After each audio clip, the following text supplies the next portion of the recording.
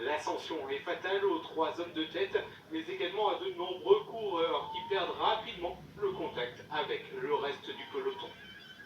Les plus forts tentent de sortir à chaque passage, mais la descente qui suit permet le regroupement.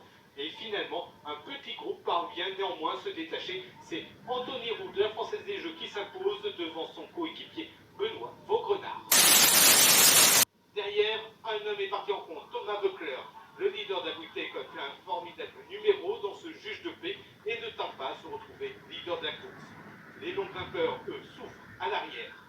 Dans la dernière ascension, Voeckler est repris par le peloton composé seulement d'une vingtaine d'unités. La victoire se joue donc au des Avaloirs sera bel et bien le juge de paix de cette étape.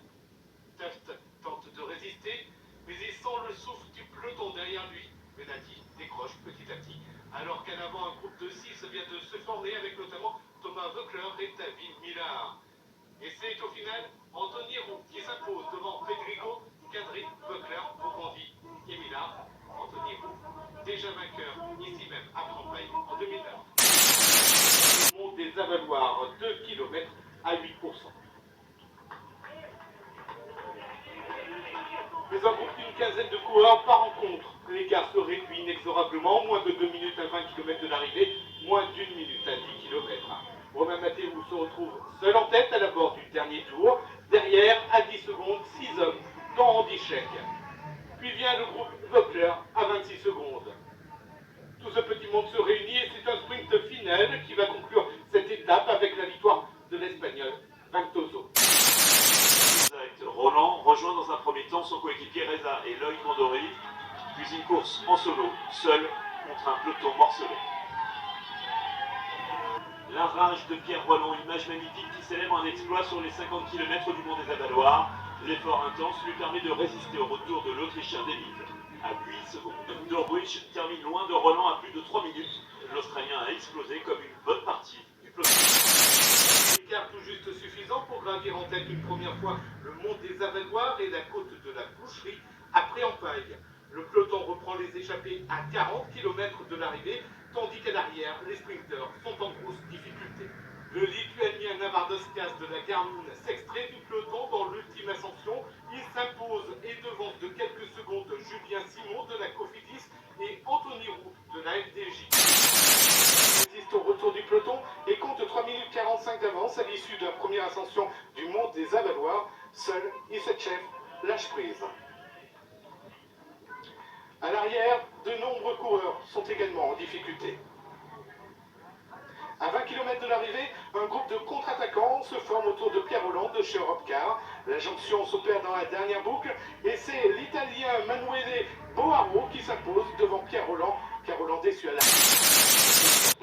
Ces 4 hommes vont donc s'entendre jusqu'au pied de l'ascension et compter quasiment 6 minutes d'avance sur le peloton.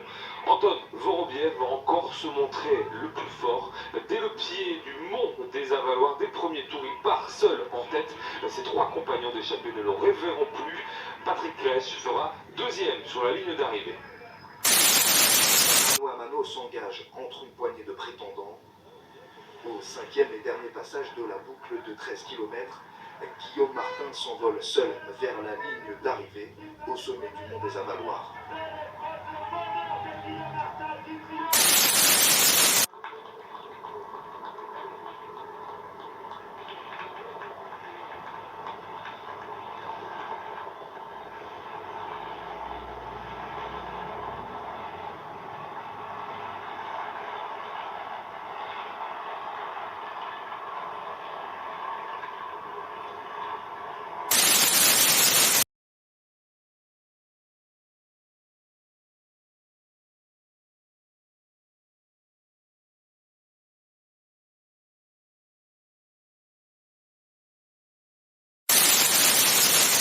De s'organiser et puis de rouler au train. Et là, Benoît Cosnefroy qui passe à l'attaque dans la partie raide.